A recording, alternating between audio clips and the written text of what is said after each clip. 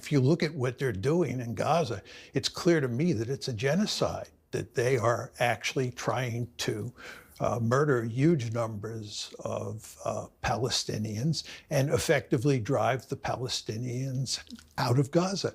This is a clear case of a state, Israel, pursuing ethnic cleansing in Gaza. They want to drive the Palestinians out.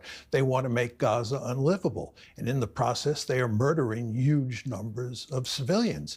The idea that Hamas or Hezbollah represent an existential threat to Israel is not a serious argument.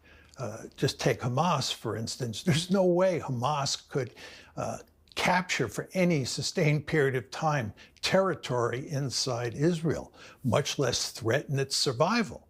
With regard to the fact that Hamas is interested in launching terrorist attacks against Israel, from Hamas's point of view, this makes perfect sense because the Palestinians are basically enclosed in a giant open-air prison, and what they're trying to do is, in effect, break out of that open-air prison.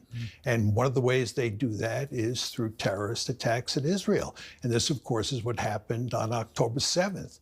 It's not like October 7th happened in a vacuum.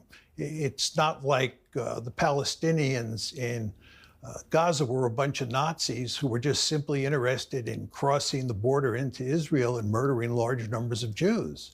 The Palestinians were basically prisoners in this giant open-air prison. And what they were trying to do was get out of that situation, and one can hardly blame them. I think what you're missing here is the big picture. I mean, what's going on is that Gaza and the West Bank are part of a greater Israel. And this greater Israel is an apartheid state. And if you look at how the Palestinians in Gaza and the Palestinians in the West Bank live, it's hardly surprising that they're trying to rebel against Israel.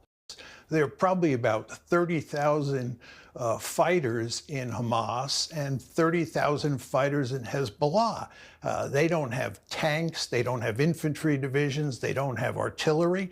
In what way could they possibly be a threat to Israel, which is the most powerful military force in the Middle East? And furthermore, is joined at the hip with the United States. There is no way that Hamas represents an existential threat, or that even Hezbollah and Iran represent an existential threat. How is Iran in any meaningful way going to threaten the survival of Israel? And he's not defeated Hamas in Gaza. He's not going to defeat Hamas.